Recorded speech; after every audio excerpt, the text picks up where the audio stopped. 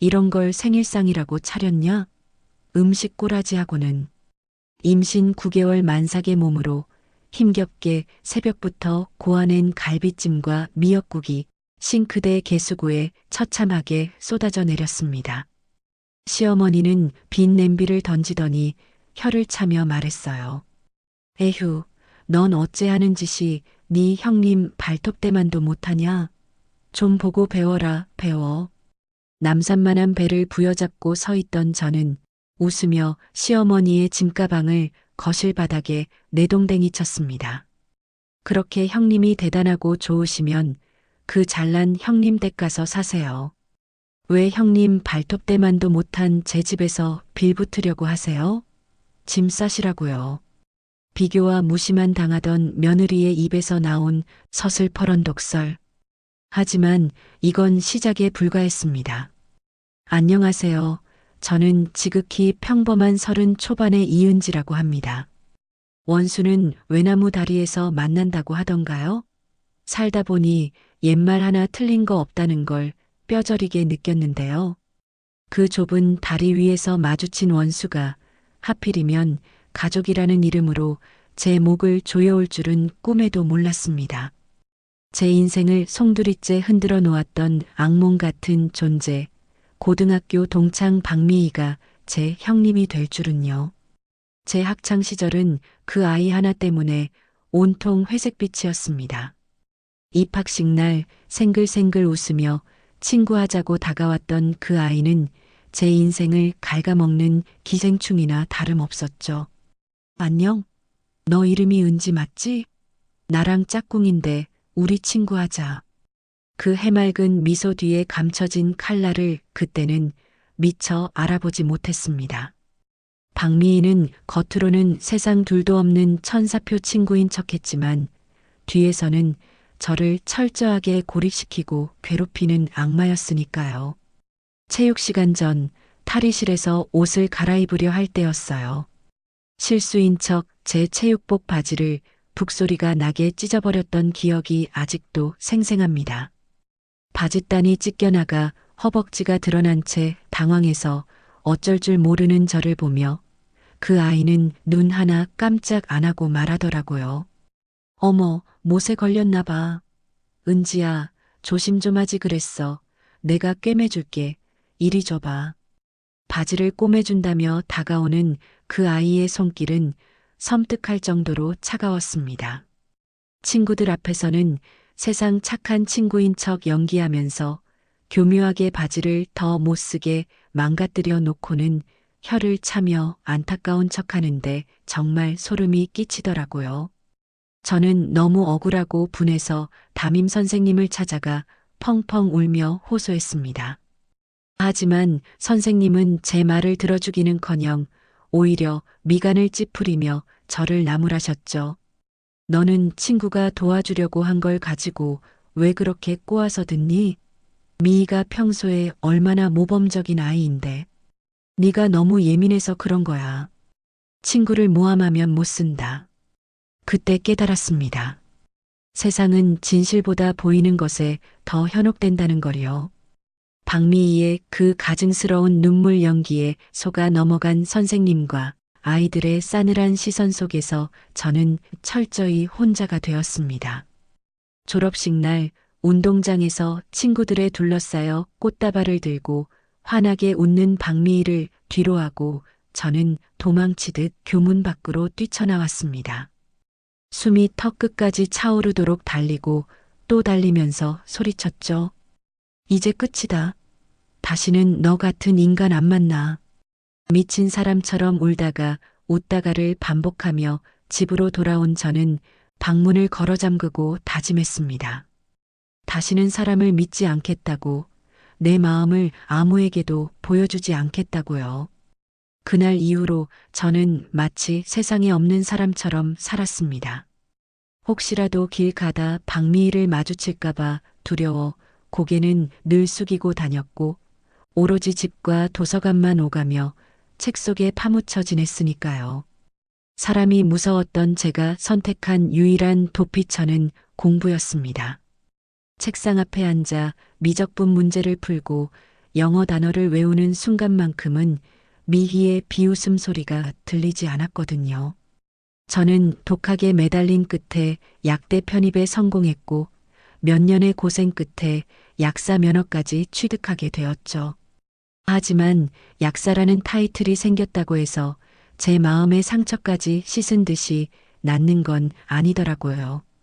약국에서 근무할 때도 저는 일부러 화장기 하나 없는 맨 얼굴에 뿔테 안경을 쓰고 펑퍼짐한 옷만 입고 다녔습니다. 예쁘게 꾸미고 나를 드러내면 또 누군가의 질투를 사고 표적이 될까봐 무서웠거든요. 약국 카운터 구석에 웅크리고 앉아 처방전을 입력하고 있으면 손님들은 저를 약사가 아니라 그저 약국 아르바이트생이나 전산 보조 직원쯤으로 여기곤 했습니다. 아가씨, 여기 드링크제 하나만 줘봐. 반말을 섞어가며 저를 하대하는 손님들의 태도가 역설적이게도 저는 더 편했습니다. 기대가 없으면 실망도 없고 주목받지 않으면 상처받을 일도 없으니까요. 그렇게 세상과 벽을 쌓고 지내던 어느 날 우연히 참가하게 된 독서 모임에서 지금의 남편을 만나게 되었습니다. 그 사람은 첫 만남부터 유독 저를 챙겨줬어요.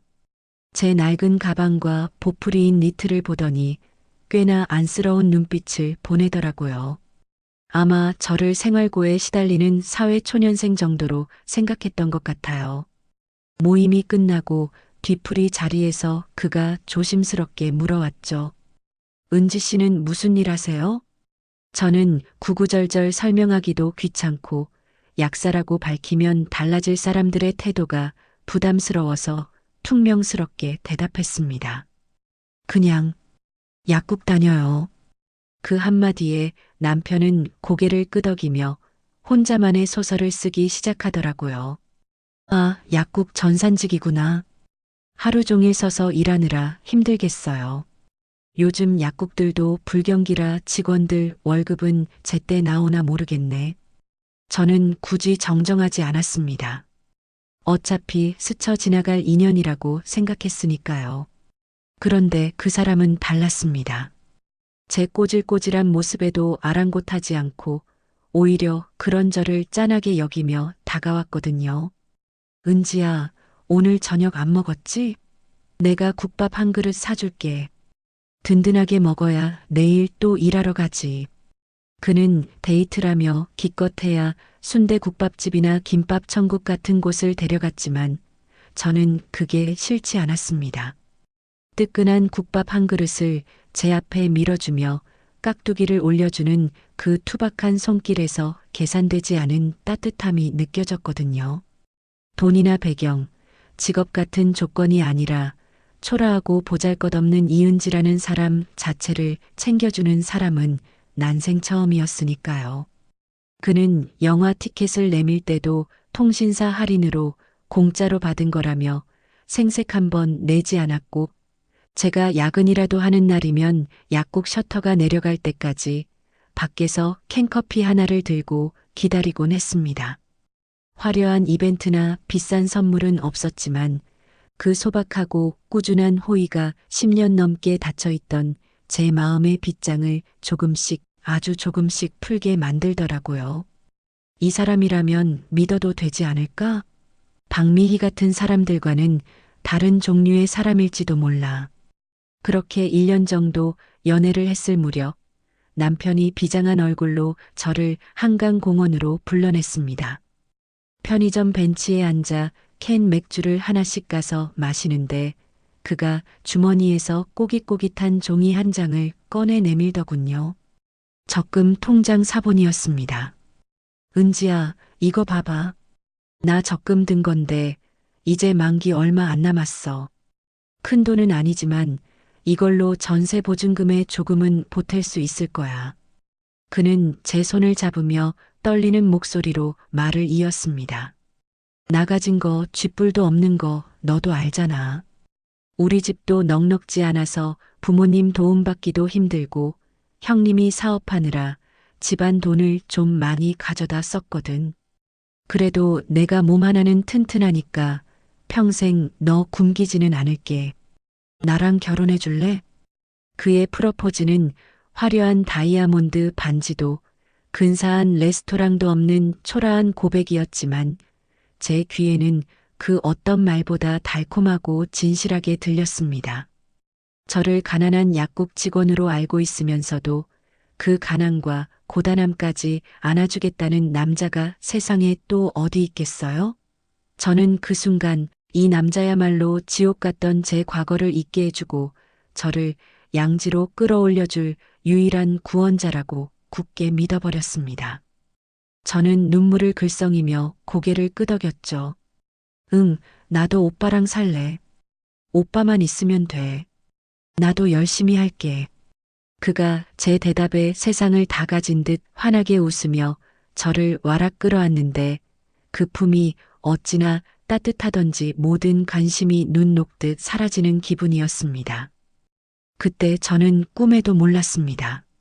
그 따뜻함 뒤에 어떤 엄청난 시련이 기다리고 있을지, 그리고 제가 믿었던 그 구원이 사실은 또 다른 지옥으로 들어가는 입구였다는 사실을 말이죠. 남편의 소박하지만 진심 어린 프로포즈를 승낙하고 우리는 본격적인 결혼 준비에 돌입했습니다. 남편은 입만 열면 형수 칭찬이었죠. 은지야, 우리 형수가 진짜 센스쟁이거든. 상견례 장소도 형수님이 다 알아봐 주셨어. 강남에서 제일 잘 나가는 한정식 집이래.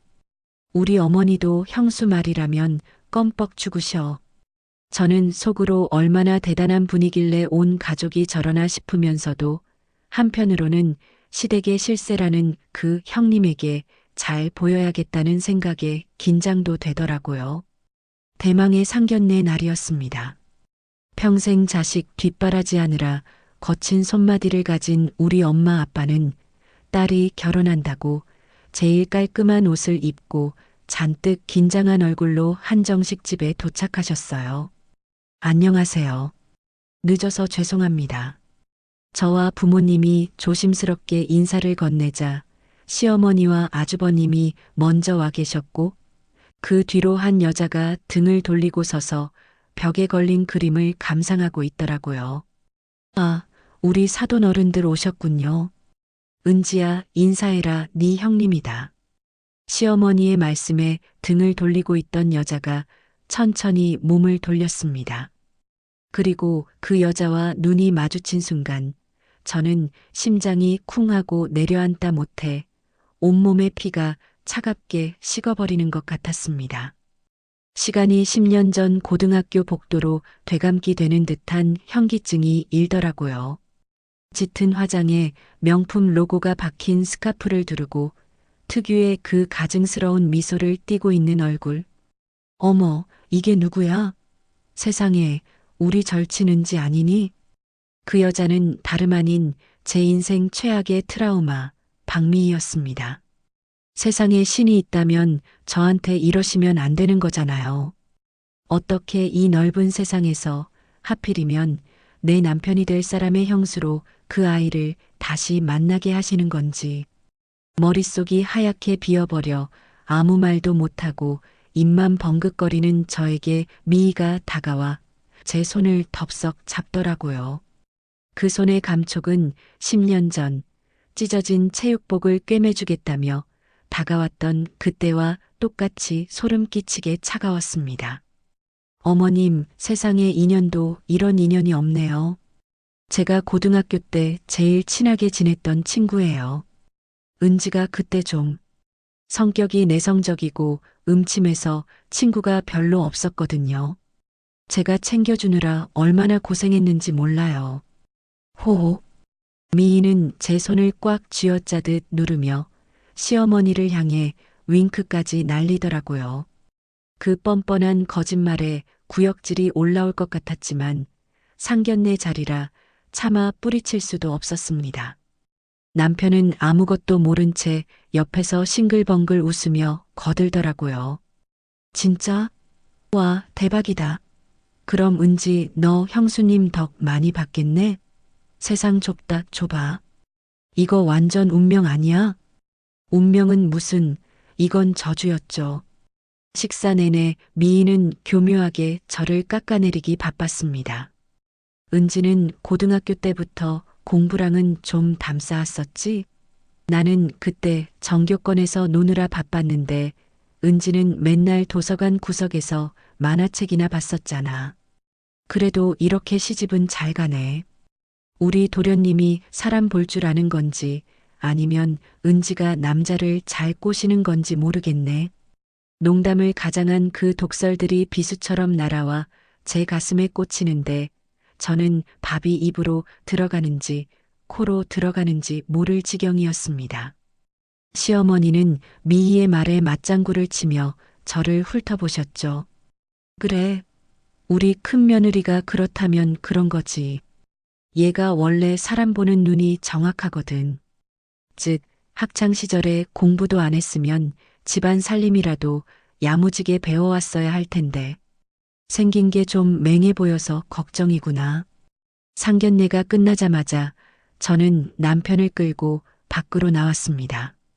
다리가 후들거려 제대로 서 있기도 힘들었지만 억지로 정신을 붙잡고 남편에게 쏘아붙였죠. 나 이 결혼 못해. 아니, 안 해. 은지야, 갑자기 그게 무슨 소리야? 상견례 잘 끝내놓고 왜 그래? 남편은 영문을 모르겠다는 표정으로 제 팔을 잡았습니다. 저는 억울함에 눈물이 터져 나올 것 같았지만 입술을 깨물며 말했죠. 저 여자, 네 형수라는 여자, 내가 세상에서 제일 싫어하는 사람이야. 나 고등학교 때 저 여자 때문에 죽고 싶었던 적이 한두 번이 아니라고. 학교 폭력 가해자라고. 저런 사람이랑 가족으로 얽히느니 차라리 평생 혼자 사는 게 나아. 제가 길바닥에서 소리를 지르며 울분을 토하자 남편은 당황해서 어쩔 줄 몰라 하더니 급기야 사람들 지나다니는 인도 한복판에서 무릎을 꿇더라고요. 은지야, 제발. 내가 잘못했어. 내가 미리 못 알아봐서 미안해. 근데 우리 여기까지 왔잖아. 식장도 다 예약했고 청첩장도 돌렸는데 이제 와서 파토 내면 우리 부모님 쓰러지셔. 형수는 명절 때나 가끔 보잖아. 1년에 딱 3번. 설날, 추석, 제사 때만 참으면 돼. 응? 나 봐서 한 번만 참아주라. 내가 중간에서 진짜 잘할게. 내가 형수랑 너랑 절대 안 부딪히게 막아줄게. 형수 때문에 우리가 헤어지는 게 말이 되냐? 남편은 제 바짓가랑이를 붙잡고 애원했습니다. 그 찌질하면서도 간절한 모습에 그리고 나를 책임지겠다던 그 프로포즈 때의 진심이 떠올라 마음이 약해지더라고요. 그래, 남편이 무슨 죄가 있겠어. 1년에 3번만 눈 딱 감고 참으면 되겠지. 내가 피하면 되겠지. 그렇게 스스로를 합리화하며 저는 지옥 불구덩이 속으로 제 발로 걸어 들어가고 말았습니다. 그 선택이 제 인생을 얼마나 비참하게 만들지 그때는 정말 짐작조차 하지 못했으니까요. 결혼식 당일이었습니다. 신부 대기실에 앉아 있는데 문이 열리고 박미희가 들어왔습니다. 그런데 형님의 옷차림을 보고 하객들이 수군거리기 시작했어요.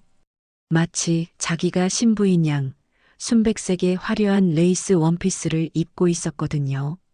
신부보다 더 튀는 옷을 입고 와서 민폐 하객 노릇을 톡톡히 하고 있는 셈이었죠. 형님은 제 옆에 앉아 사진을 찍는 척하며 제 귀에 대고 속삭였습니다. 어머, 은지야. 드레스가 좀 싼 티 난다? 대여료 아끼려고 제일 싼 거 골랐니? 하긴 네 형편에 그 정도도 감지덕지겠지. 형님은 킬킬거리며 제 어깨를 툭 치고는 밖으로 나갔습니다. 저는 주먹을 꽉 쥐고 부들부들 떨었지만 화장이 지워질까봐 울 수도 없었어요. 그렇게 시작된 결혼 생활은 예상대로 가시밭길이었죠.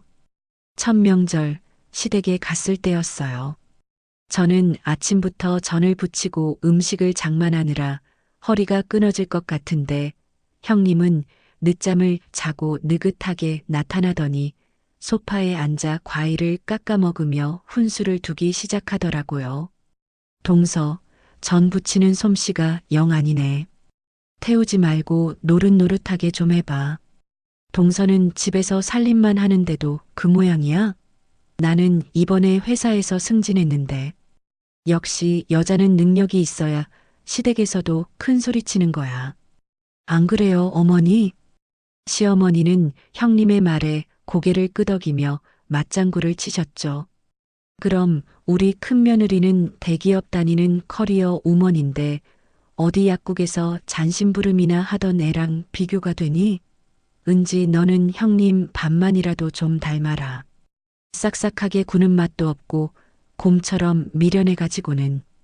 억장이 무너지는 것 같았지만 저는 꾹 참았습니다. 남편이 옆에서 거들기는커녕 핸드폰 게임만 하고 있는 게 더 화가 났지만 여기서 화를 내봤자 저만 이상한 사람이 될 게 뻔했으니까요. 그러던 어느 날 결정적인 사건이 터졌습니다. 제가 결혼 전 친정엄마 칠순 기념으로 큰맘 먹고 유럽 여행을 다녀온 적이 있었거든요. 그때 찍은 사진을 SNS 비공개 계정에 올려뒀었는데 그걸 형님이 어떻게 찾았는지 캡처해서 시어머니한테 보여준 거예요. 어머니, 이것 좀 보세요. 동서가 칠순 기념으로 엄마랑 유럽 여행 다녀온 사진이래요. 시어머니 칠순 때는 더 근사하게 해드리지 않겠어요? 기대해 보셔도 되겠어요. 호호. 그 사진은 제가 약사 면허 따고 취직해서 3년 동안 악착같이 모은 돈으로 평생 고생하신 엄마 환갑 선물로 보내드린 여행이었습니다. 제 비공개 계정을 기어코 찾아내서 염탐하고 있었다니 소름이 쫙 돋더라고요. 시어머니의 표정이 순식간에 싸늘하게 굳어졌습니다. 뭐라고? 유럽? 아니 시집 올 때는 돈 없다고 징징대더니 친정 식구들하고는 해외여행을 다녀왔어? 예, 너 아주 이중적이구나. 내 아들 등골 빼먹으려고 작정했니? 저는 너무 억울해서 수저를 내려놓고 말했습니다. 어머니, 그건 제가 결혼 전에 제 돈 모아서 다녀온 거예요. 남편 돈 쓴 거 아니고요. 그리고 저 빈손으로 시집 온 거 아니에요. 저희 집 구할 때 제가 모은 돈이랑 대출. 됐어. 말대꾸하지 마라. 어디 어른이 말씀하시는데 꼬박꼬박 토를 달아? 쯧쯧, 내 아들만 불쌍하지. 저런 걸 마누라라고 들여서. 시어머니는 점차 미희의 말만 믿고 저를 남편 돈만 쓰고 살림 못하는 며느리로 낙인 찍기 시작했습니다. 남편에게 도움을 요청했지만 남편은 그저 곤란하다는 표정으로 회피하기만 했죠. 아, 형수님이 아기가 있어서 그러겠어? 그냥 칭찬한다는 게 말이 좀 헛나온 거겠지. 네가 좀 예민하게 받아들이는 거야. 엄마도 그래. 며느리가 여행 좀 다녀올 수도 있지. 남편의 그 중간에서 잘하겠다던 맹세는 개나 줘버린 지 오래였습니다. 그는 그저 자기 편한 대로 상황을 덮기에 급급했죠. 그때 알았어야 했습니다. 이 남자는 내 편이 아니라 그저 줏대없는 방관자일 뿐이라는 거요. 하지만 그때는 이미 늦었죠. 제 뱃속에는 새로운 생명이 자라나고 있었으니까요. 임신 테스트기에 선명한 두 줄이 떴을 때 저는 바보같이 또 한 번 희망이라는 걸 품었습니다. 뱃속에 아이가 생겼으니 적어도 시어머니가 저를 조금은 인간적으로 대해주시지 않을까. 남편도 이제는 정말 가장으로서 책임감을 보여주지 않을까 하고요. 하지만 그 기대가 산산조각 나는 데는 그리 오랜 시간이 걸리지 않았죠. 떨리는 마음으로 초음파 사진을 내밀며 임신 소식을 알렸을 때 시어머니의 반응은 차갑다 못해 서늘했거든요. 어머니, 저 임신이래요. 5주 됐대요. 뭐, 임신? 야, 순서가 있지.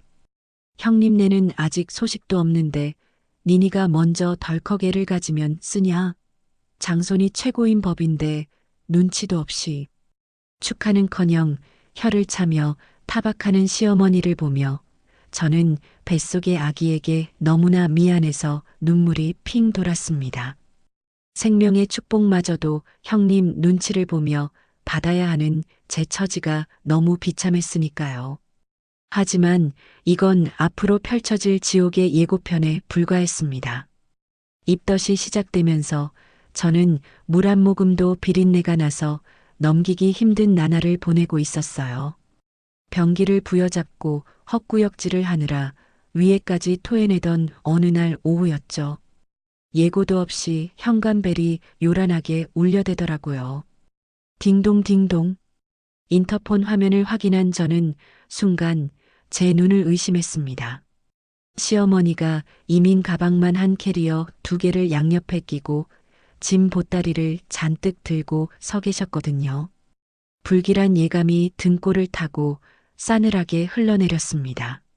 문을 열어드리자마자 시어머니는 짐가방을 현관 안으로 툭 던지며 들어오시더라고요. 아범아, 나왔다. 문 좀 빨리빨리 열지 않고 뭐하냐? 저는 당황해서 남편을 쳐다봤지만 남편은 이미 알고 있었다는 듯 슬그머니 시선을 피하며 뒷머리만 긁적였습니다. 어머니, 이게 다 뭐예요?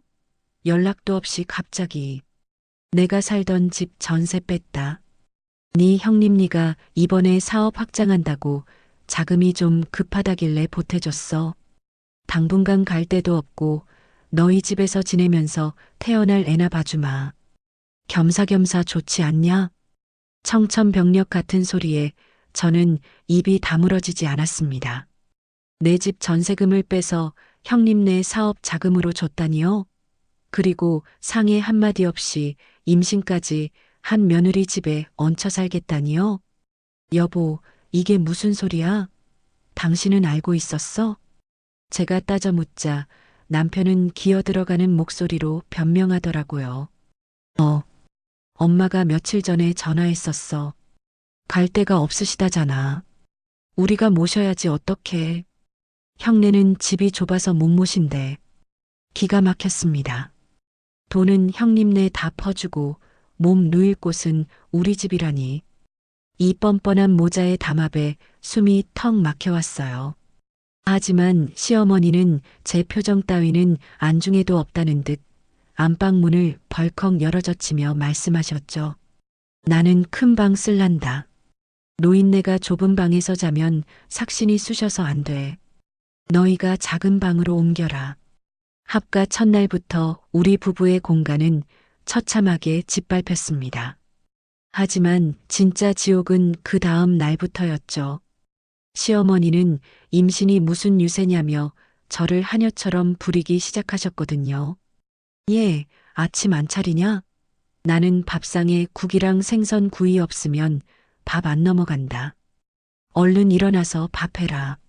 새벽 6시부터 방문을 두들기며 깨우는 통에 저는 입덧으로 울렁거리는 속을 부여잡고 부엌으로 나가야 했습니다.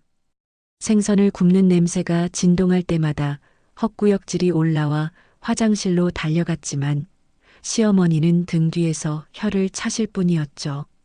유난이다, 유난이야. 나 때는 만삭 때도 밤매다가 애 낳고 바로 탯줄 끊고 다시 일하러 나갔어. 요즘 것들은 툭하면 엄살이지. 퇴근하고 돌아오면 쉴 틈도 없이 청소기를 돌려야 했습니다.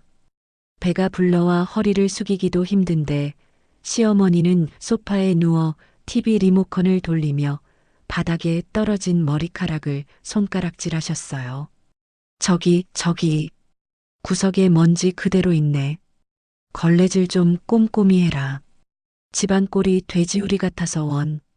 남편에게 힘들다고 호소해봤지만 그는 귀에 이어폰을 꽂고 게임에 열중하며 못 들은 척하거나 엄마가 옛날 분이라 표현이 서툴러서 그래.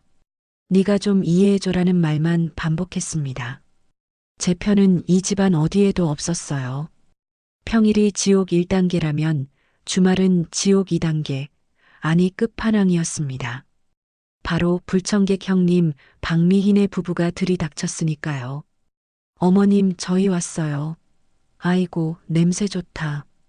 동서가 요리 솜씨가 많이 늘었나 봐. 미희는 현관문을 열자마자 코를 킁킁거리며 부엌으로 들어와서는 제가 땀을 뻘뻘 흘리며 차려놓은 밥상머리에 털썩 주저앉아 숟가락부터 들더라고요. 형님, 오셨어요? 응, 동서. 우리 그이 사업 때문에 요즘 스트레스 많이 받아서 입맛이 통 없대. 맛있는 거 좀 많이 했지?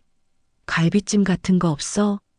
미희는 뻔뻔하게 반찬 투정까지 해가며 시어머니와 함께 제가 차린 밥을 먹어치웠습니다. 시어머니가 제 전세금 뺏어준 돈으로 사업한다는 아주버님은 미안한 기색도 없이 고기 반찬만 쏙쏙 골라 드시더라고요. 캬, 역시 남이 차려주는 밥이 최고야. 여보, 나 배불러서 못 움직이겠어.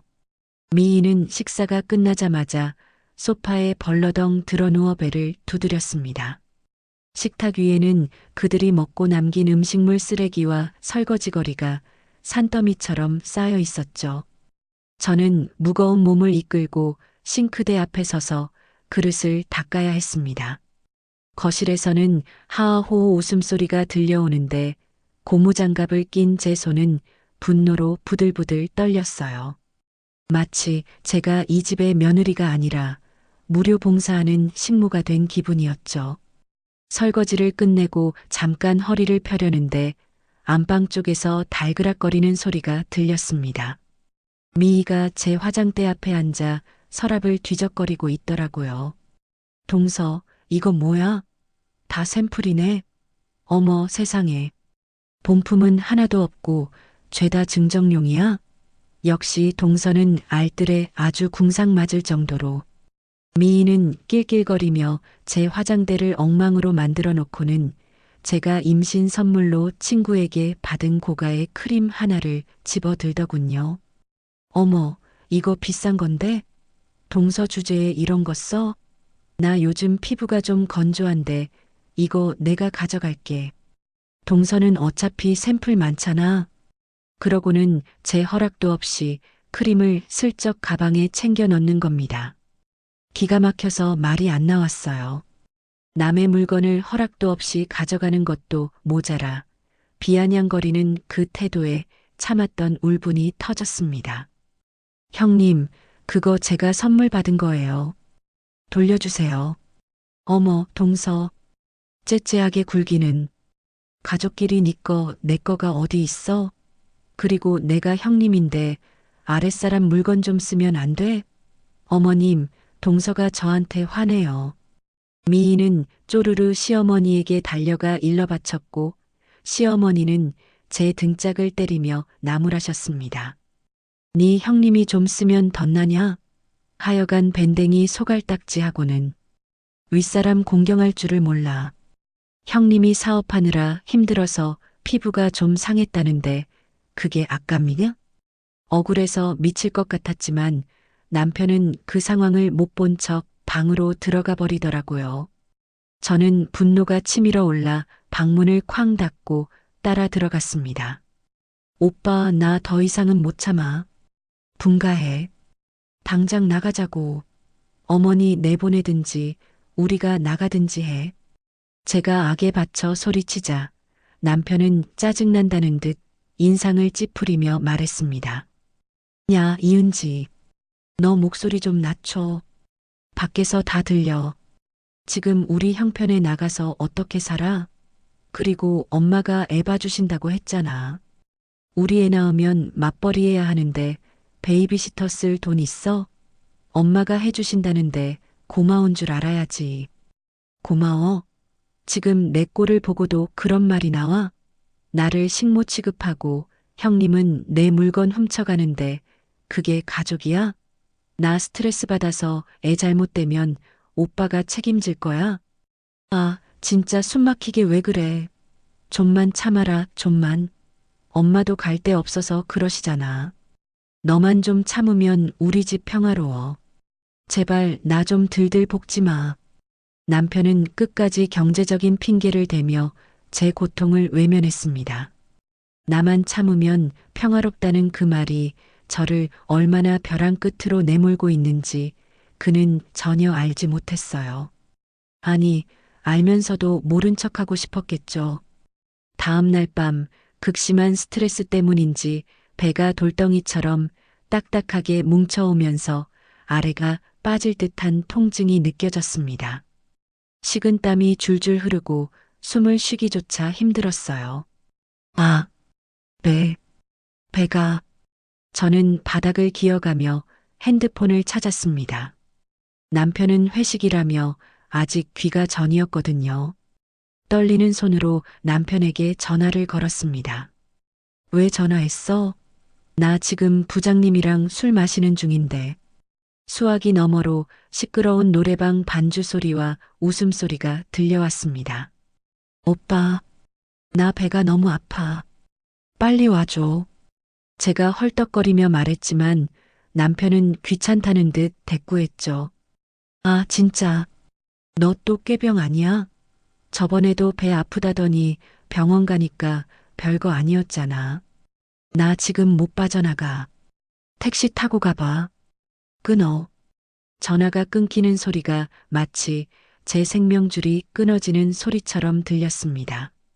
저는 부들거리는 다리를 억지로 일으켜 세워 옷을 주워 입고 혼자 택시를 불렀어요.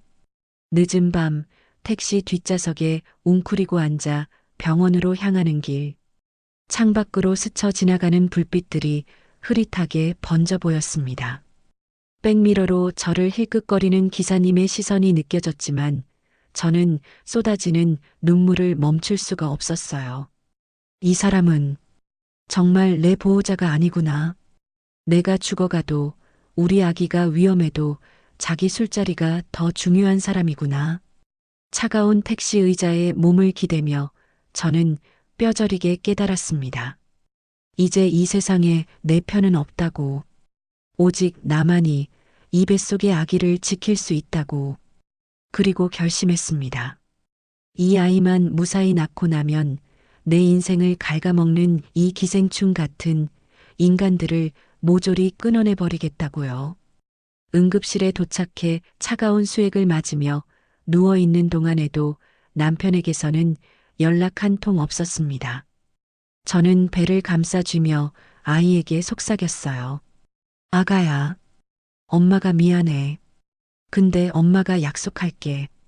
이제 엄마는 울지 않아. 네 아빠란 사람도 할머니도 그 누구도 우리를 다치게 하지 못하게 할 거야. 엄마가 다 갚아줄게. 그날 밤 병실의 하얀 천장을 바라보며 제 안에 순진했던 이은지는 죽었습니다.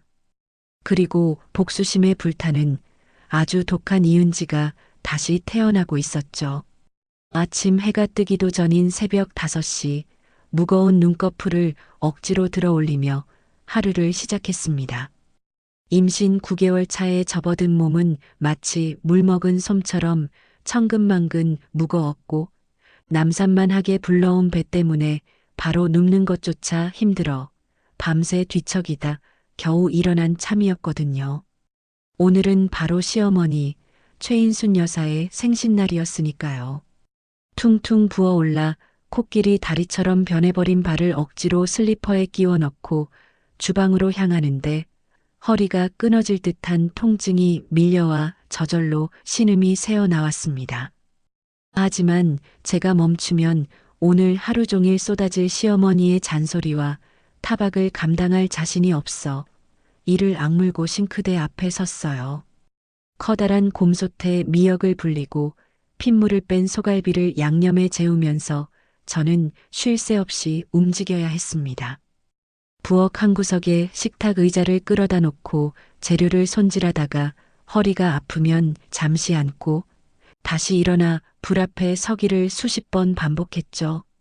이마와 등줄기에서는 식은땀이 비 오듯 쏟아져 내리는데도 안방문은 굳게 닫힌 채 시어머니의 콧구리 소리만 드르렁드르렁 흘러나오는데 그 평온한 소리가 어찌나 야속하던지요.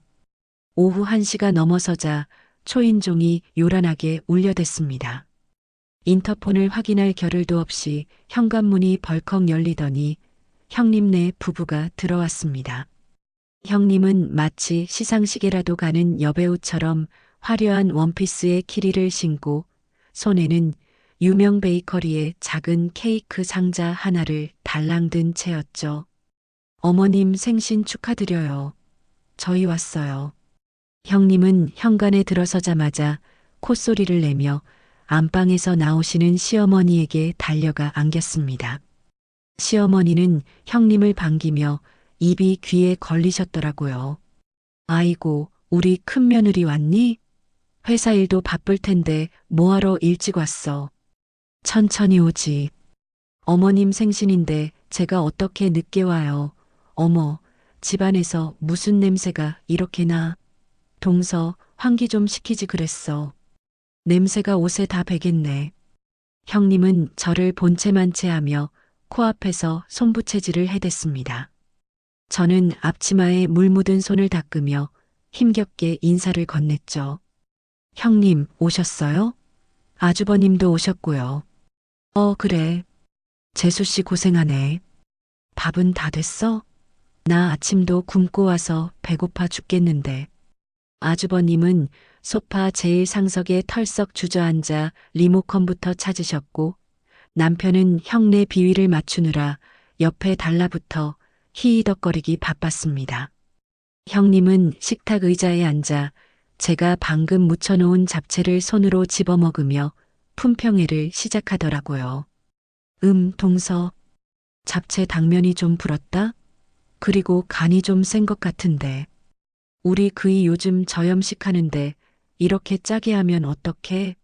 센스가 좀 부족하네. 저는 욱하는 마음을 누르며 최대한 차분하게 말했습니다. 형님, 제가 지금 몸이 좀 힘들어서요. 배가 자꾸 뭉쳐서 서 있기가 힘든데 전 부치는 것만이라도 좀 도와주시면 안 될까요? 제 간절한 부탁에 형님은 어이없다는 듯 눈을 동그랗게 뜨고 콧방귀를 뀌었습니다. 어머, 동서. 나는 손에 물 묻히면 습진 생겨서 안 돼. 그리고 동서는 집에서 놀잖아. 나는 회사에서 중요한 프로젝트 하느라 스트레스 받아서 손가락 하나 까딱할 힘도 없어. 전업주부가 집안일 하는 건 당연한 거 아니야? 그때 시어머니가 거실로 나오시며 형님의 말을 거들었습니다. 그래, 네 형님은 귀한 손인데 일 시키지 마라. 임신이 무슨 벼슬인 줄 아나 봐. 얼른 상이나 차려. 내 아들 배고프다잖아. 억울함에 눈물이 핑 돌았지만 여기서 울어봤자 저만 이상한 사람이 될 게 뻔했기에 꾹 참고 마지막으로 미역국을 국그릇에 담아 식탁으로 옮겼습니다. 상다리가 휘어지게 차려진 밥상을 보며 시어머니는 만족스러운 듯 자리에 앉으셨지만 숟가락을 들자마자 또다시 타박이 시작되었죠. 시어머니는 미역국을 한 숟가락 뜨더니 인상을 찌푸리셨습니다. 그러고는 대망의 갈비찜으로 젓가락을 옮기셨죠. 제가 밤새 핏물을 빼고 서너 시간이나 약불에서 정성껏 고아낸 가장 공들인 메뉴였습니다. 시어머니는 고기를 한 점 입에 넣고 오물거리는가 싶더니 갑자기 휴지에 퇴 하고 뱉어내시는 게 아니겠어요? 아이고, 즐겨라. 이래서 어디 이빨 안 좋은 노인네가 씹어 넘기겠니? 고기 냄새도 나는 것 같고 영 못 쓰겠다. 그러더니 시어머니는 믿을 수 없는 행동을 하셨습니다. 자리에서 벌떡 일어나시더니 갈비찜이 가득 담긴 냄비를 양손으로 들고 싱크대로 가시는 게 아니겠어요? 어머니, 지금 뭐 하시는 거예요? 제가 놀라서 소리칠 틈도 없이 시어머니는 냄비를 거꾸로 뒤집어 싱크대 개수구에 몽땅 부어버리셨습니다. 정성스럽게 깎은 밤과 대추 그리고 부드럽게 익은 갈비들이 음식물 쓰레기통 위로 처참하게 쏟아져 내렸죠. 입맛 뚝 떨어진다. 이런 걸 생일상이라고 차렸냐? 음식 꼬라지하고는 네 형님 밥만 닮아봐라. 시어머니는 빈 냄비를 싱크대에 쾅 소리 나게 던지며 소리치셨습니다. 어머님 잘하셨어요. 동서가 요리 센스가 없어서 비싼 고기 다 망쳤네. 차라리 배달시켜 먹는 게 낫겠어요. 호호. 형님은 옆에서 박수까지 치며 깐족거렸고 남편은 그 와중에 제 속을 완전히 뒤집어 놓았죠. 여보, 엄마가 맛없대잖아. 좀 더 신경 쓰지 그랬어. 빨리 치우고 배달이나 시키자. 남편의 그 무심하고 비겁한 한마디가 팽팽하게 당겨져 있던 제 이성의 끈을 완전히 끊어 놓았습니다.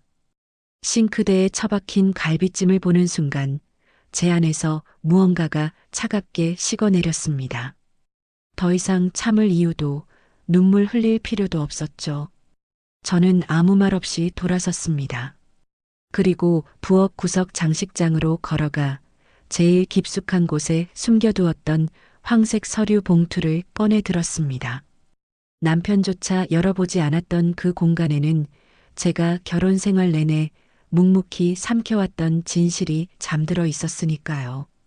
저는 봉투를 들고 다시 식탁 앞으로 돌아왔습니다. 시어머니와 형님, 남편은 제가 뭘 하려는 건지 몰라 어리둥절한 표정으로 저를 쳐다보고 있더라고요. 이게 뭐냐?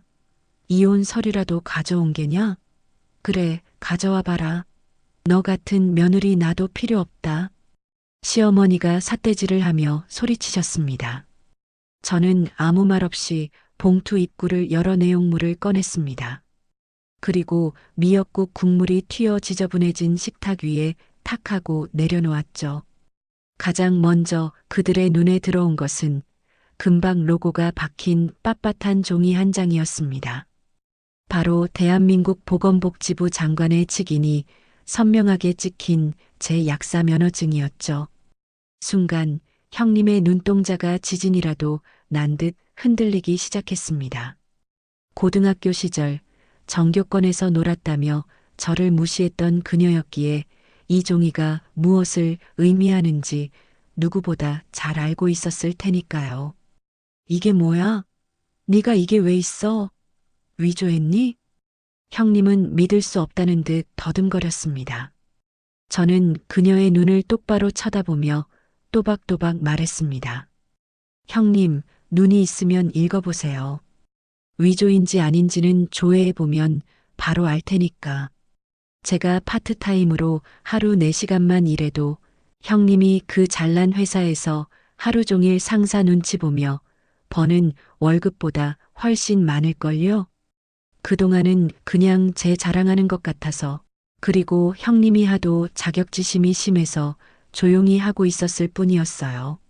제 말에 형님의 얼굴이 흙빛으로 변해갔습니다. 입술을 파르르 떨며 아무런 반박도 하지 못하더라고요. 시어머니는 입을 벌린 채 멍하니 면허증과 제 얼굴을 번갈아 쳐다보셨습니다. 약사? 네가? 그럼 돈을 그렇게 많이 벌었으면서 여태껏 시치미를 떼고 있었던 거냐? 아니, 그럼 그 돈 다 어디다 빼돌렸어? 시어머니의 반응은 역시나 돈이었습니다. 저는 코웃음을 치며 봉투에서 또 다른 서류 뭉치를 꺼냈습니다. 이번에 나온 것은 푸르스름한 표지의 등기권리증, 즉 집문서였습니다. 어머니, 돈 어디다 썼냐고요? 여기 다 들어갔네요. 이 집 전세 아니에요. 제 결혼 전 모은 돈이랑 제 명의 대출로 산 온전히 이은지 제 명의의 집이에요. 남편은 혼수 하나 안 해왔고 이 집에 숟가락 하나 얹은 거 없고요. 저는 등기권리증을 펼쳐 소유자란에 적힌 제 이름을 그들 눈앞에 들이밀었습니다. 남편은 고개를 푹 숙인 채 아무 말도 못하고 있었죠.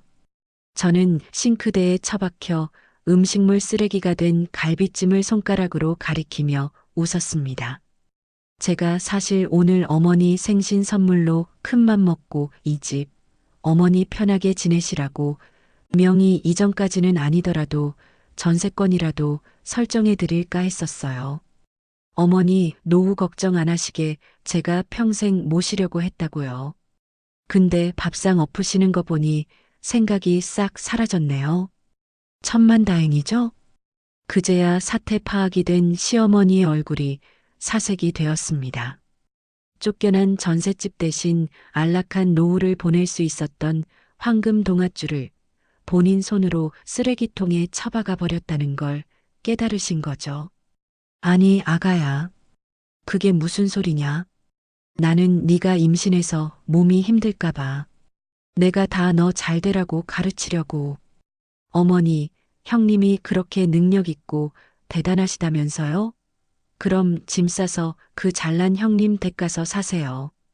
왜 능력 없는 며느리 집에서 빌붙으려고 하세요? 뭐? 뭐라고? 들으셨잖아요. 어머니가 그렇게 자랑스러워 하시는 큰 며느리 집 가서 사시라고요. 형님, 뭐 하세요? 어머니 짐 안 챙기시고 모시고 가세요. 제 서슬퍼런 말에 박미희는 꿀먹은 벙어리처럼 입만 벙긋거렸고 시어머니는 바닥에 주저앉아 통곡을 하셨습니다. 저는 마지막 서류인 이혼 소장을 남편 얼굴에 던졌습니다. 역시 약사라고 말 안 하길 잘했다. 다들 얼마나 날 뜯어먹으려고 안달이었을까? 여기 위자료 청구 소송이랑 재산 분할 명세서 다 들어있어. 양육권은 당연히 내가 가져갈 거고, 당신이 이 집에 기여한 거라곤 객식구 늘린 거밖에 없으니까 몸만 나가면 돼. 남편이 사색이 되어 여보, 왜 그래? 말로 하자며 다가왔지만 저는 단호하게 밀쳐냈습니다. 다들 나가. 지금 당장 안 나가면 주거 침입으로 경찰 부를 거야. 10분 준다. 시어머니가 내가 널 어떻게 가르쳤는데? 라고 소리쳤지만 나는 어머님 아들이나 잘 가르치세요. 아니다. 가정교육은 어머니가 다시 받으셔야겠어요. 라고 차갑게 응수했습니다. 그날 밤 도어락 비밀번호를 바꾸고 나니 비로소 제 인생의 진짜 문이 열리는 기분이었어요. 현관문 너머로 들려오던 시어머니의 악에 바친 고함과 남편의 비굴한 애원 소리가 잦아들자 집안에는 적막이 찾아왔지만 그 적막은 외로움이 아닌 평화였습니다. 저는 뱃속의 아이를 쓰다듬으며 다짐했죠. 이제부터는 오로지 너와 나, 우리 둘만의 행복을 위해 살겠다고요.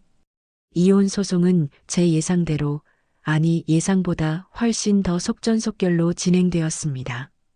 제가 결혼 생활 내내 차곡차곡 모아둔 증거들은 너무나도 명확했거든요. 시어머니와 남편의 폭언이 담긴 녹음 파일, 미희가 제 물건을 훔쳐가는 장면이 찍힌 홈캠 영상, 그리고 무엇보다 이 아파트와 제 재산 형성에 남편이 기여한 바가 0.1%도 없다는 통장 거래 내역들이 판사님 앞에 낱낱이 공개되었으니까요. 법정에서 남편은 한 번만 기회를 달라 내가 가장으로서 부족해서 그랬다며 눈물을 짜냈지만 판사님은 냉정하게 판결봉을 두드리셨죠. 피고는 원고에게 위자료 3천만 원을 지급하고 자녀가 성인이 될 때까지 매월 양육비 150만 원을 지급하라. 재산 분할 청구는 기각한다. 남편은 재산 분할은커녕 위자료까지 물어내게 되자 망연자실한 표정으로 주저앉더라고요. 그 찌질한 뒷모습을 보며 법정을 나오는데 10년 묵은 채증이 쑥 내려가는 듯 했습니다. 친정엄마는 소식을 듣자마자 한달음에 올라오셨어요. 아이고, 내 새끼. 그동안 혼자 얼마나 마음고생이 심했니? 엄마가 미안하다. 엄마가 몰라서 미안해. 엄마는 제 부른 배를 쓰다듬으며 하염없이 우셨지만 저는 오히려 웃으며 엄마를 안아드렸습니다. 엄마, 나 괜찮아. 나 이제 진짜 행복해질 거야. 두고 봐. 엄마의 지극정성인 산후조리 덕분에 저는 예정일에 맞춰 건강하고 예쁜 딸 소리를 낳았습니다. 분만실에서 갓 태어난 아이를 품에 안았을 때 그 따뜻하고 묵직한 생명의 무게가 제 가슴을 꽉 채우더라고요. 꼬물거리는 손가락으로 제 손을 꽉 잡는 아이를 보며 다짐하고 또 다짐했죠. 내 목숨을 바쳐서라도 이 아이만큼은 그 어떤 그늘도 없이 밝게 키우겠다고요. 아빠의 부재 따위는 느껴지지 않을 만큼 사랑으로 채워주겠다고 맹세했습니다. 출산 후 저는 본격적으로 약사로서의 커리어를 다시 시작했습니다. 대학 선배의 소개로 시내 대형 약국에 약사로 취직하게 되었거든요. 복약 지도가 너무 꼼꼼해서 손님들이 약사님만 찾네. 우리 약국 복덩이야. 약국장님의 칭찬은 빈말이 아니었습니다. 저는 환자 한 분 한 분의 눈을 맞추며 그들의 아픔에 공감하고 진심을 담아 약을 건넸어요. 과거 사람을 피해 숨어 지내던 음침한 이은지는 이제 없었습니다. 흰 가운을 입고 당당하게 전문 지식을 설명하는 약사 이은지만이 있을 뿐이었죠. 약사님 덕분에 다 나았어요. 정말 고마워요. 손님들이 건네는 그 따뜻한 감사 인사가 제 무너졌던 자존감을 벽돌처럼 차곡차곡 쌓아 올려주었습니다. 소리와 함께 문화센터도 다니고 주말이면 친정 식구들과 맛집 투어를 다니며 결혼 생활 동안 꿈도 못 꿨던 평범한 행복을 마음껏 누렸어요. 반면 저를 지옥으로 밀어넣었던 그들의 소식은 바람결에 들려오더라고요. 들려오는 소문은 예상보다 훨씬 더 비참했습니다. 시어머니가 전세금까지 빼서 보태줬다던 형님네 사업 자금 기억하시죠? 알고 보니 그 돈 사업에 쓴 게 아니라 아주버님이 도박판에서 탕진하고 미희가 명품 사재기로 흥청망청 다 써버렸다고 하더군요. 결국 빚더미에 앉은 형님네 부부는 살던 집마저 경매로 넘어가고 월세방으로 쫓겨나게 되었답니다. 오갈 데 없어진 시어머니는 울며 겨자 먹기로 형님네 좁은 월세방에 얹혀 살게 되었는데 그 집 꼴이 아주 볼만하다고 하더라고요. 야, 며느리가 돼가지고 시어미 밥도 안 차려주냐? 내가 너한테 준 돈이 얼마인데. 아, 시끄러워요. 어머님 아들이 도박으로 다 날린 걸 왜 나한테 그래요? 밥 드시고 싶으면 나가서 돈을 벌어오시든가. 매일같이 고성이 오가고 심지어 시어머니와 박미희가 서로 머리채를 잡고 싸워서 경찰이 출동한 적도 한두 번이 아니라고 했습니다. 전 남편 김성식은 어땠냐고요? 밤마다 차단된 번호 목록에 그의 기록이 쌓여갔습니다. 은지야, 소리 잘 크지? 보고 싶다. 내가 정말 잘못했어.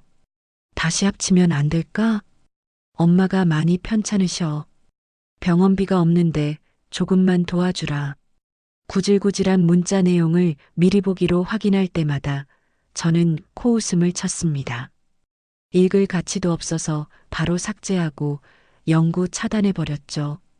그가 보고 싶은 건 딸이 아니라 제 지갑이라는 걸 너무나 잘 알고 있었으니까요. 시간이 흘러 우리 소리의 첫돌이 다가왔습니다. 저는 호텔룸을 빌려 직계 가족끼리 오붓하고 고급스러운 돌잔치를 열었습니다. 소리는 제가 직접 고른 실크 한복을 입고 방실방실 웃으며 판사봉을 잡았죠. 그 모습을 보며 친정 부모님은 눈물을 훔치셨고 저 역시 가슴 벅찬 감동을 느꼈어요. 그날 저녁 저는 SNS에 소리의 돌잔치 사진을 올렸습니다. 화려한 꽃장식과 행복하게 웃고 있는 우리 가족의 사진. 그리고 그 아래에 짧게 덧붙였죠. 내 전부, 내 사랑 소라. 엄마가 평생 지켜줄게. 우리 이제 꽃길만 걷자.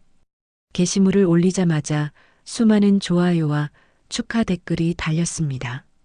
그 중에는 고등학교 동창들의 댓글도 보였습니다. 어머, 은지야. 너무 축하해. 너 정말 성공했구나. 보기 좋다.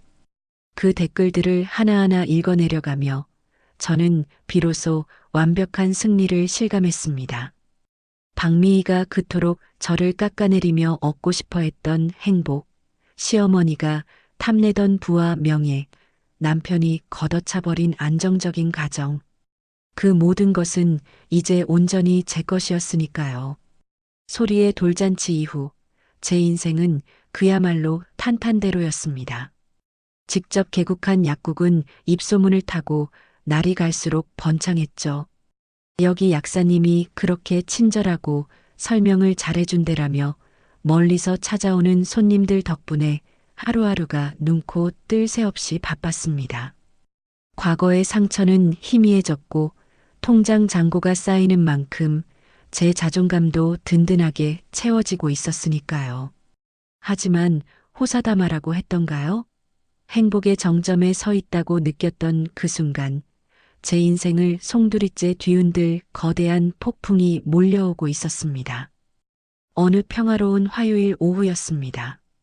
점심 식사를 마치고 처방전을 입력하고 있는데 약국 문이 거칠게 열리며 양복을 입은 남자 서너 명이 들이닥쳤어요. 목에는 공무원증을 걸고 있었고 표정은 하나같이 딱딱하게 굳어 있었죠. 안녕하십니까? 관할 보건소 의학과에서 나왔습니다. 마약류 관리 실태 특별 감사입니다. 가슴이 철렁 내려앉았습니다.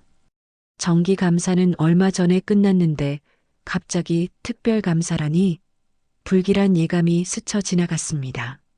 무슨 일이시죠? 정기 감사는 지난달에 받았는데요.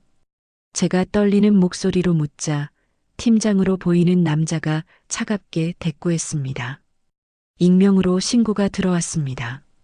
귀하의 약국에서 향정신성 의약품, 즉 마약류가 불법으로 유출되고 있다는 제보입니다. 협조 부탁드립니다. 약국 안에 있던 손님들이 수군거리기 시작했고 저는 얼굴이 화끈거려 쥐구멍이라도 찾고 싶은 심정이었어요. 그들은 조제실 안으로 성큼성큼 들어오더니 이중 잠금 장치가 된 마약 금고를 열라고 지시했습니다. 장부 가져오세요. 전산 재고랑 실물 개수 하나하나 다 대조할 겁니다. 그들은 매의 눈으로 약병을 뒤지기 시작했습니다.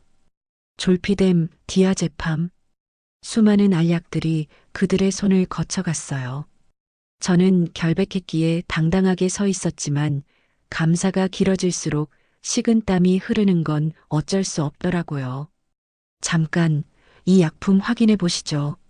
한 감사관이 수면제 성분의 알약통을 들어 올리며 말했습니다. 전산상 재고는 500정인데 실물은 499정입니다. 딱 한 알이 비네요. 네, 그럴 리가요. 저는 믿을 수 없어 직접 약병을 받아들고 다시 세어보았습니다. 하나, 둘, 셋. 아무리 세어봐도 499정이었습니다.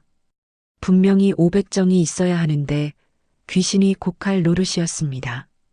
약사님, 마약류 관리법 위반입니다. 한 알이라도 오차가 생기면 안 되는 거 아시죠? 게다가 유출 의심 신고까지 들어온 마당에 이게 단순 실수라고 보기는 어렵겠네요. 혹시 본인이 드신 거 아닙니까? 아니면 지인한테 몰래 줬다거나.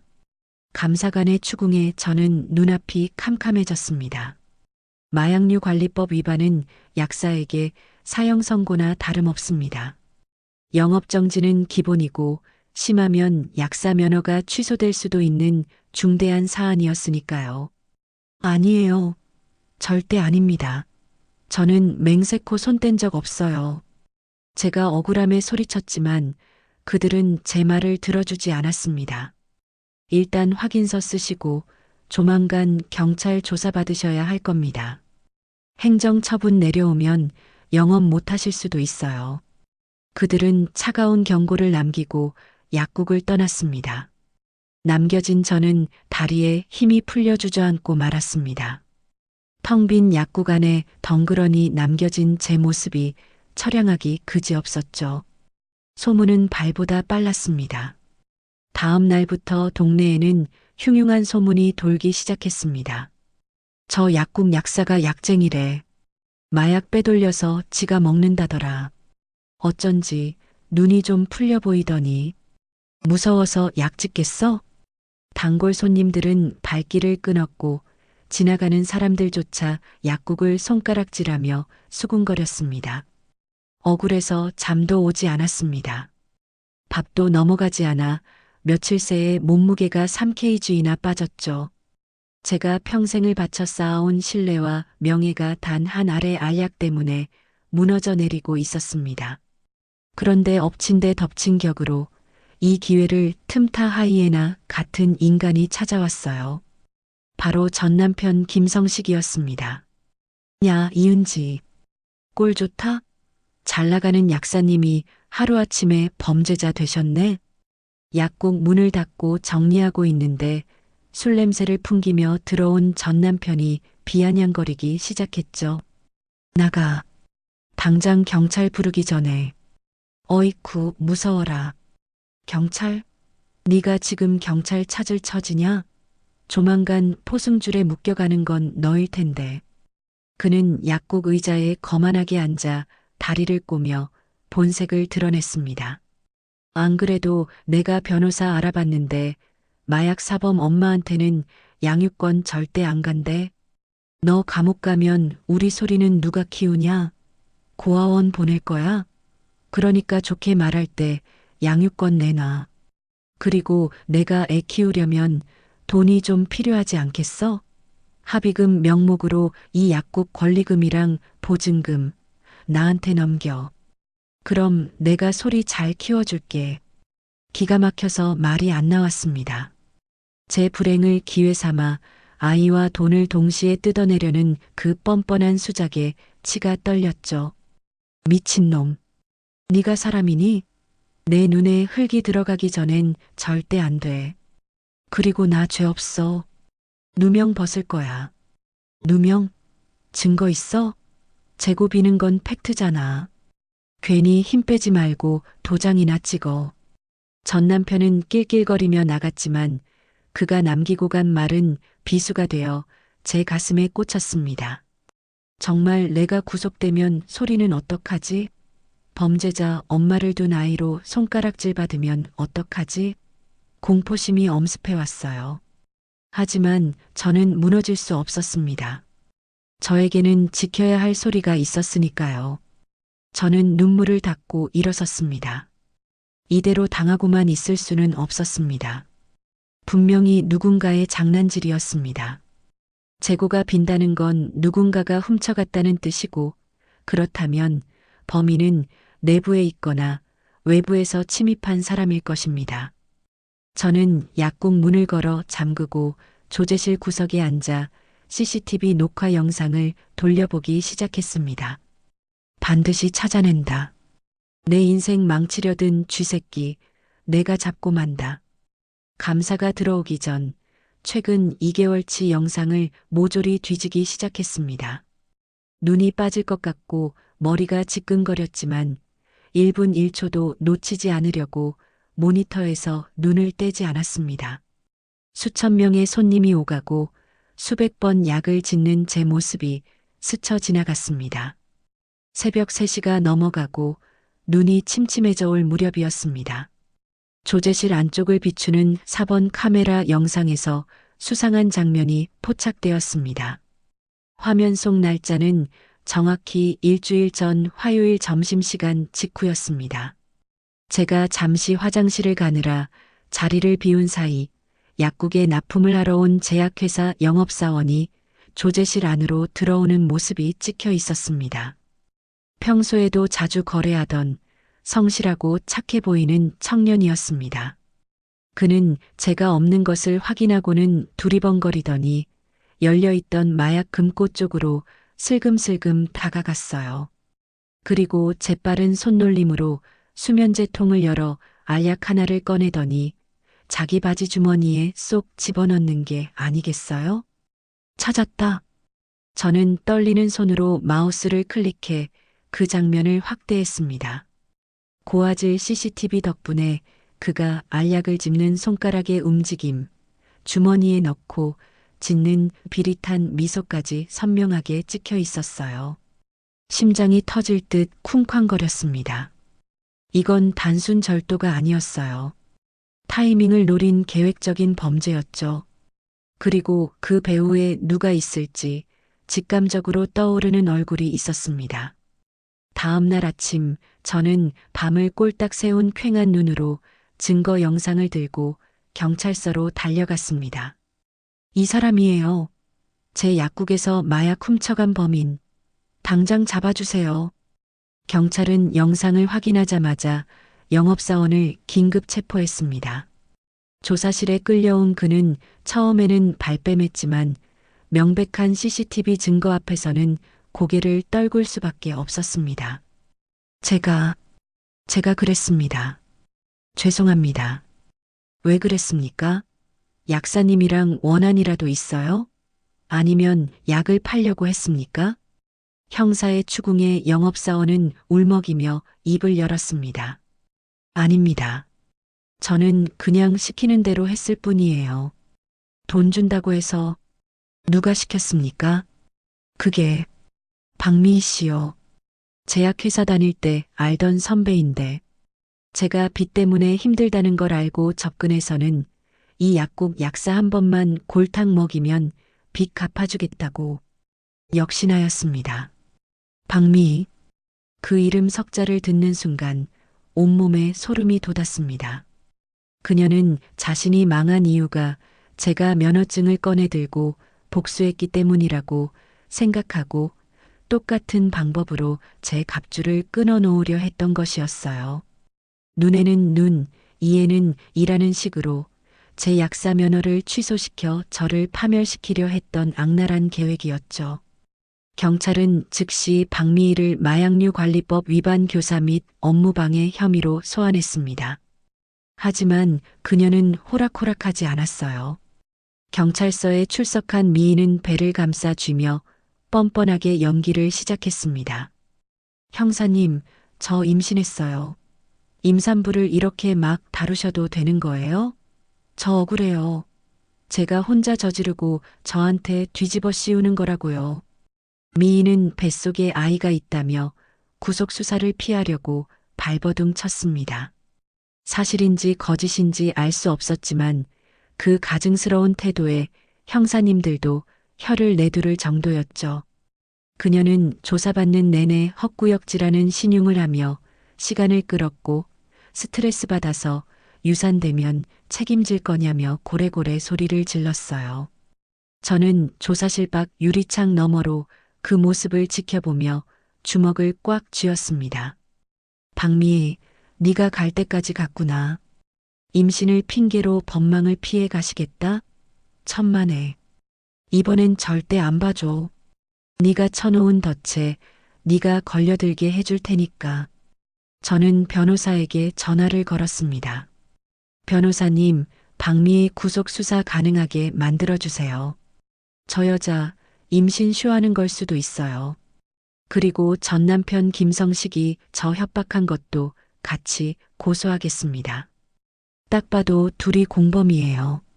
이렇게 제 인생의 첫 번째 위기는 박미희의 꼬리가 잡히면서 새로운 국면을 맞이하게 되었습니다. 하지만 박미희가 순순히 물러날 위인이 아니라는 걸 저는 알고 있었습니다. 벼랑 끝에 몰린 쥐가 고양이를 물듯 그녀의 발악은 이제부터 시작일 테니까요. 궁지에 몰린 쥐는 고양이를 문다고 했던가요? 미희의 범죄 사실이 만천하에 드러나고 구속 수사가 임박해지자 시댁 식구들의 이성은 바닥을 드러냈습니다. 돈줄이 끊기고 명예마저 실추된 그들은 더 이상 잃을 것이 없다는 듯 인간으로서 넘지 말아야 할 선을 넘고 말았습니다. 그들의 추악한 욕망이 향한 곳은 제 돈도 제 약국도 아닌 바로 제 목숨보다 소중한 딸 소리였습니다. 나중에 경찰 조사를 통해 알게 된 사실이지만 이 끔찍한 계획의 시작은 미신의 미쳐버린 시어머니의 빗나간 모정에서 비롯되었습니다. 돈에 눈이 멀어 용하다는 점집을 찾아간 시어머니는 며느리의 길을 꺾고 돈을 뺏으려면 그 집 복덩이인 손녀를 데려와야 한다는 무당의 헛소리를 철석같이 믿어버린 것이었죠. 아이를 볼모로 삼으면 제가 꼼짝 못하고 돈주머니를 열 것이라는 그야말로 악마조차 고개를 저을 법한 망상이었습니다. 사건은 비가 억수같이 쏟아지던 어느 화요일 오후에 벌어졌습니다.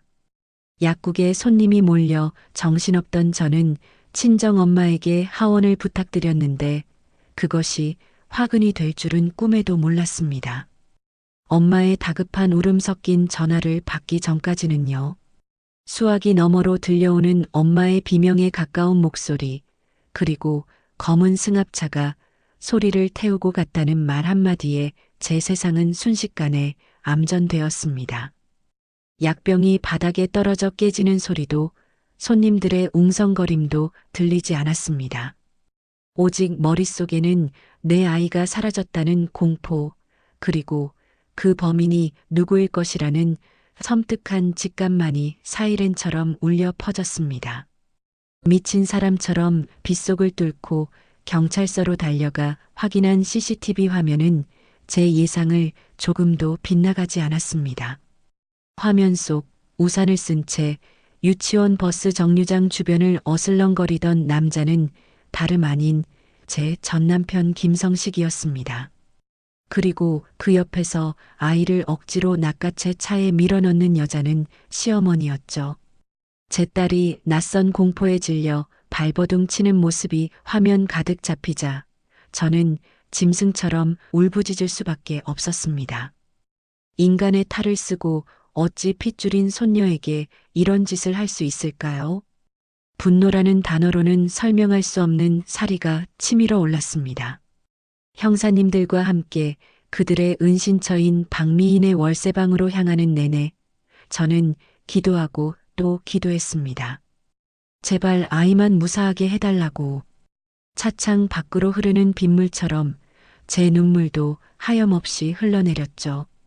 도착한 곳은 도시의 가장 낮은 곳, 습기와 곰팡이 냄새가 진동하는 허름한 반지하 주택가였어요. 닫힌 철문 너머로 아이의 자지러지는 울음소리가 들려오자 저는 이성의 끈을 완전히 놓아버렸습니다. 문을 부술 듯 두드리며 그들의 이름을 불렀지만 돌아오는 것은 비열한 협박뿐이었습니다. 굳게 잠긴 문틈 사이로 전 남편의 목소리가 흘러나왔어요. 형수에 대한 고소를 취하하고 약국 권리금을 넘기라는 아이를 담보로 한 추악한 거래 제안이었습니다. 제 딸의 공포를 돈과 맞바꾸려는 그들의 태도에 저는 이들이 더 이상 대화가 통하는 인간이 아님을 확신했죠. 대치 상황이 길어지자 형사님들은 강제 진입을 결정했습니다. 하나, 둘, 셋. 둔탁한 파열음과 함께 낡은 철문이 뜯겨나가듯 열렸습니다. 좁고 어두운 거실에는 먹다 남은 술병과 배달 음식 쓰레기가 널브러져 있었고 그 악취 나는 공간 한 구석에 제 딸 소리가 공포에 질린 채 떨고 있었어요. 경찰이 들이닥치자 당황한 시어머니는 아이를 내주지 않으려는 듯 거칠게 소리의 팔을 잡아 끌며 안방으로 도망치려 했습니다. 엄마, 엄마. 저를 발견한 소리가 필사적으로 시어머니의 손을 뿌리치며 저항했습니다. 아이의 저항에 중심을 잃은 시어머니의 발이 바닥을 헛디디는 순간 끔찍한 사고가 발생했습니다. 하필이면 전 남편이 마시고 바닥에 던져둔 소주병을 시어머니가 밟고 만 것이었죠. 뚝! 섬뜩한 파열음이 좁은 방 안을 가득 메웠습니다. 뼈가 부러지는 그 소리는 빗소리를 뚫고 제 고막을 찢을 듯 파고들었어요. 외마디 비명과 함께 시어머니는 바닥으로 고꾸라졌고 고통에 찬 신음만을 내뱉으며 꼼짝도 하지 못했죠. 저는 아수라장이 된 현장을 가로질러 아이를 품에 안았습니다. 겁에 질려 파랗게 질린 아이의 작은 몸은 사시나무 떨듯 떨리고 있었고 팔에는 시어머니가 억지로 잡아끈 붉은 손자국이 선명하게 남아 있었습니다. 그 상처를 보는 순간 시어머니가 지르는 비명 소리조차 들리지 않을 만큼 차가운 분노가 심장을 얼어붙게 만들었어요. 전 남편과 박미인은 현장에서 유괴 및 감금 혐의로 즉시 체포되었습니다. 수갑이 채워지는 순간에도 그들은 서로를 탓하며 고성을 질러댔지만 이미 엎질러진 물이었습니다. 바닥에 쓰러진 시어머니는 119 구급대원들에 의해 들것에 실려 나갔어요. 고통으로 일그러진 얼굴로 저를 바라보며 무언가 말을 하려 했지만 저는 시선을 주지 않았습니다. 그녀가 겪는 고통은 자업자득, 인과응보 그 이상도 이하도 아니었으니까요. 응급실로 이송된 시어머니의 상태는 처참했습니다. 대퇴골 경부골절, 엉덩이뼈와 다리뼈를 이어주는 부위가 완전히 으스러진 것입니다. 의사는 고개를 저으며 수술을 해도 예전처럼 걷기는 힘들 것이라는 절망적인 소견을 내놓았습니다. 골다공증이 심한 노인의 뼈는 유리조각처럼 부서져 복구가 불가능에 가까웠고 평생 휠체어 신세를 지거나 누워서 지내야만 하는 처지가 된 것입니다. 수술실로 들어가기 전 진통제에 취해 흐릿한 눈으로 저를 올려다보는 시어머니를 마주했습니다. 그녀는 떨리는 손을 뻗어 제 옷자락을 잡으려 했어요. 아마도 병원비 걱정 혹은 뒤늦은 후회였겠지요. 하지만 저는 그 손을 잡지 않았습니다.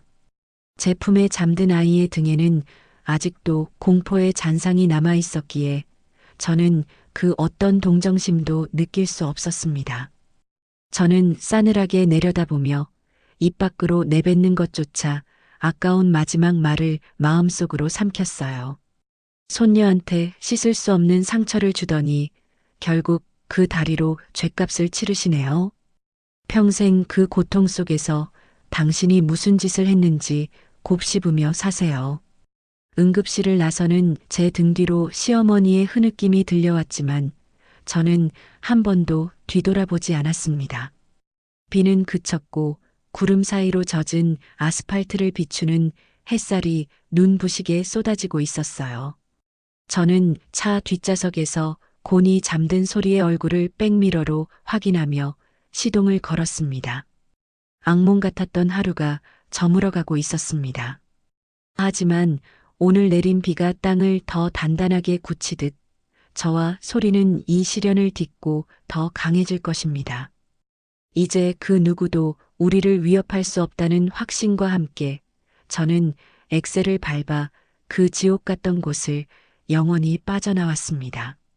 소리를 납치하고 제게 씻을 수 없는 상처를 준 그날 이후 법의 심판은 가차없이 그들 머리 위로 떨어졌습니다. 재판정의 공기는 차가웠고 그 안에서 울려 퍼지는 판결문은 제 지난날의 억울함을 씻어내기에 충분했어요. 먼저 제 인생을 송두리째 흔들었던 악연, 박미. 그녀는 특수절도 교사, 마약류 관리법 위반 교사, 위계에 의한 공무집행 방해, 그리고 결정적으로 미성년자 약취 유인 및 감금 치상 혐의까지 더해져 징역 3년의 실형을 선고받았습니다.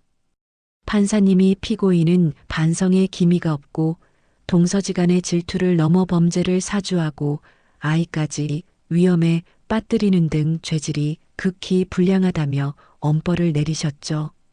법정 구속되어 포승줄에 묶여나가는 그녀의 뒷모습은 처량하기 그지없었습니다. 그렇게 자랑하던 명품 가방 대신 수의를 입고 고개를 푹 숙인 채 끌려나가는 꼴이라니. 게다가 그녀가 그토록 믿었던 남편, 즉 아주버님은 박미희가 구속되자마자 이혼 소송을 제기하고 잠적해버렸습니다. 내 인생 망친 년 옥바라지나 하라고? 내가 미쳤냐? 빚만 남기고 간 주제에. 아주버님은 면회 한 번 가지 않고 그녀 명의로 된 얼마 안 되는 월세방 보증금까지 챙겨서 야반도주했다고 하더군요. 감옥 안에서 이혼 소장을 받아든 박미희가 땅을 치며 통곡했다는 소식을 변호사님을 통해 전해 들었을 때 저는 씁쓸한 웃음조차 나오지 않았습니다. 그게 바로 그녀가 평생을 바쳐 쫓았던 허영의 최후였으니까요. 그렇다면 제 전남편 김성식과 시어머니는 어떻게 되었을까요? 전남편 김성식은 납치 방조 및 폭행 혐의로 징역 1년 6월에 집행유예 3년을 선고받았습니다. 실형은 면했지만 정가자 딱지가 붙은 그를 받아줄 회사는 어디에도 없었죠. 그는 신용불량자로 전락하여 일용직을 전전하는 신세가 되었어요. 가장 비참한 말로를 맞이한 건 다름 아닌 시어머니 최인순 여사였습니다. 고관절이 으스러지는 중상을 입은 그녀는 수술을 받긴 했지만 병원비를 낼 돈이 없었습니다. 그녀가 믿었던 아들 김성식은 병원에 찾아와 이렇게 말했다고 하네요. 엄마, 나도 지금 죽겠어. 신용불량자라 대출도 안 나오고 내 입 하나 풀칠하기도 힘들어. 엄마가 알아서 해. 그는 병상에 누워있는 엄마를 요양병원으로 옮기더니 병원비 보증도 서지 않고 그대로 도망쳐버렸습니다. 자식이 부모를 고려장하듯 버린 것이나 다름없었죠. 몇 달 뒤 병원비가 밀려 쫓겨날 처지가 된 시어머니가 염치불구하고 제게 전화를 걸어왔습니다. 모르는 번호였지만 수화기 너머로 들려오는 그 쉰 목소리를 저는 단번에 알아챌 수 있었어요. 아가, 은지야, 나다. 시험이다. 내가 갈 데가 없어서 그런데 병원비 좀 빌려줄 수 없겠니? 내가 나중에 폐지라도 주어서 갚으마. 과거 전세금을 빼서 형님네 줬다며 당당하게 굴던 그 기세등등함은 온데간데 없고 비굴하게 떨리는 목소리만이 남아 있었죠. 저는 차가운 약국 조제실 안에서 조용히 숨을 고르고 마지막 쐐기를 박았습니다. 누구세요? 저 시어머니 없는데요. 제 시어머니는 제 딸 납치하다가 다쳐서 인연 끊은 지 오래입니다. 그리고 남보다 못한 사이인데 왜 저한테 돈을 빌려달라고 하세요? 아들한테 전화하세요. 아니면 그 잘난 큰 며느리한테 면회 가서 부탁해 보시던가요. 은지야, 제발 나 좀 살려다오. 내가 잘못했다. 저는 그녀의 비명 섞인 애원을 뒤로하고 전화를 끊고 번호를 차단했습니다. 동정심? 아니요. 제 딸 소리가 겪은 공포를 생각하면 그녀가 겪는 고통은 사치였습니다. 나중에 들은 바로는 결국 시어머니는 기초수급자로 지정되어 다 쓰러져가는 쪽방촌 단칸방으로 옮겨졌다고 합니다. 지팡이 없이는 화장실조차 가기 힘든 몸으로 곰팡이 핀 방에서 홀로 쓸쓸히 늙어가고 있다는 소식이 들려왔죠. 악인들이 제 인생에서 깨끗이 청소된 후 저와 소리에게는 진짜 봄날이 찾아왔습니다. 약국은 전화위복이라는 말이 딱 어울리게 대박이 났습니다. 박미희의 음모로 영업정지 위기까지 갔었지만 오히려 그 사건이 뉴스에 보도되면서 억울한 누명을 쓴 양심 약국이자 아이를 목숨 걸고 지켜낸 슈퍼맘 약사로 전국적인 유명세를 타게 된 것입니다. 약사님, 뉴스 보고 왔어요. 힘내세요. 여기 약이 그렇게 잘 듣는다면서요? 멀리서 찾아왔어요. 전국 각지에서 손님들이 몰려와 약국은 문전성시를 이뤘습니다. 저는 수익금의 일부를 떼어 학대 피해 아동쉼터와 한부모 가정지원센터에 정기 후원을 시작했어요. 제가 받은 사랑과 관심을 사회에 환원하고 싶었고 무엇보다 우리 소리처럼 상처받은 아이들이 없기를 바라는 마음에서였죠. 엄마, 나도 엄마처럼 약사 될 거야. 그래서 아픈 사람들 다 낫게 해줄 거야. 어느새 초등학생이 된 소리는 반장이 되어 씩씩하게 학교 생활을 했습니다. 받아쓰기 100점을 받아와 자랑하며 제품에 안기는 아이를 볼 때마다 저는 세상을 다 가진 듯한 행복을 느꼈죠. 아이의 해맑은 웃음 속에는 더 이상 그날의 공포가 남아있지 않았습니다. 시간은 흘러 어느덧 겨울이 되었습니다. 한방눈이 펑펑 내리는 어느 주말 오후였습니다. 약국 안은 난방을 틀어 훈훈했고 캐롤이 잔잔하게 흘러나오고 있었죠. 소리는 창가 테이블에 앉아 그림일기를 쓰고 있었고 저는 따뜻한 핫초코 2잔을 타서 아이에게 다가갔어요. 엄마, 밖에 눈이 엄청 많이 와. 소리가 창밖을 가리키며 소리쳤습니다. 저도 미소를 지으며 유리창 너머로 시선을 돌렸죠. 하얀 눈송이가 세상을 덮고 있는 평화로운 풍경. 그런데 그때 제 시선 끝에 낯익은 하지만 너무나 낯선 인형 하나가 들어왔습니다. 약국 통유리창 바로 앞, 눈이 소복이 쌓인 인도 위에 낡고 해진 회색 코트를 입은 한 노인이 서 있었습니다. 한 손에는 검은 비닐봉지를, 다른 한 손에는 낡은 나무 지팡이를 짚고 있었죠. 굽은 등과 절뚝거리는 다리, 헝클어진 백발 사이로 보이는 그 얼굴은 세월의 풍파를 정통으로 맞은 듯 주름이 자글자글했습니다. 시어머니 최인순 씨였습니다.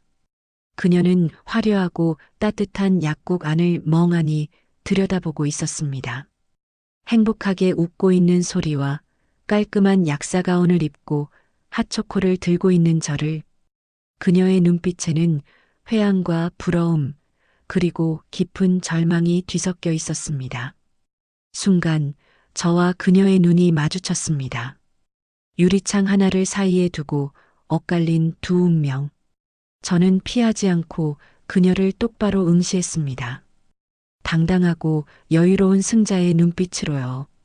그러자 시어머니는 화들짝 놀라며 고개를 푹 숙였습니다. 마치 죄인이 된 것처럼, 혹은 더 이상 쳐다볼 자격조차 없다는 것을 깨달은 것처럼요. 그녀는 황급히 몸을 돌려 절뚝거리며 눈보라 속으로 도망치듯 사라졌습니다. 차가운 아스팔트 위에 찍힌 그녀의 비틀린 발자국 위로 하얀 눈이 덮이며 그녀의 흔적을 지워버리고 있었어요. 그 뒷모습이 한없이 작고 초라해 보였지만 제 마음속에는 일말의 동정심도 일지 않았습니다. 그저 스쳐 지나가는 풍경의 일부일 뿐이었죠. 엄마, 저 할머니 왜 계속 쳐다봐? 소리가 고개를 갸웃거리며 물었습니다. 저는 아이의 머리를 쓰다듬으며 부드럽게 웃어주었습니다. 아니, 모르는 사람이야. 그냥 눈 구경하시는 것 같네. 저는 굳이 아이에게 그 할머니가 네가 무서워했던 그 사람이라고 말해주지 않았습니다. 소리의 기억 속에 그들은 이미 지워진 존재, 없는 사람이니까요. 자, 우리 핫초코 마실까? 엄마가 마시멜로도 넣었어. 우와, 맛있겠다. 엄마 최고. 소리는 호호 불어가며 달콤한 핫초코를 마셨고 입가에 묻은 거품을 보며 우리는 서로 마주보고 깔깔 웃음을 터뜨렸습니다. 따뜻한 약국 안, 향긋한 코코아 향기, 그리고 사랑하는 내 딸의 웃음소리. 창밖에는 매서운 추위와 눈보라가 몰아치고 있었지만 우리 두 사람의 세상은 더 이상 춥지 않았습니다. 긴 터널을 지나 비로소 마주한 눈부신 햇살. 저는 이제 압니다. 원수는 외나무 다리에서 만난다는 말은 틀렸습니다. 원수는 스스로 판 무덤 속으로 사라지고 선한 사람은 결국 꽃길 위를 걷는다는 것을요. 한때는 세상이 두려워 숨어 살았던 여자였지만 이제는 세상 앞에 당당히 선 약사이자 한 아이의 자랑스러운 엄마입니다. 그리고 이것은 제 인생을 되찾기 위해 싸웠던 치열하고도 아름다웠던 승리의 기록입니다. 여러분, 오늘의 사연 어떻게 들으셨나요? 지독했던 학폭 트라우마를 딛고 일어선 주인공이 결혼이라는 또 다른 지옥 불 속으로 걸어 들어갔다가 스스로의 힘으로 그 불길 속을 당당하게 걸어 나오는 모습. 정말 손에 땀을 쥐게 하는 사이다. 복수극이자 감동적인 성장 드라마였습니다. 특히 마지막 장면, 눈 내리는 약국 창밖에서 초라하게 서 있던 시어머니와 따뜻한 안에서 딸과 함께 웃고 있는 주인공의 대비가 정말 강렬하게 남는데요.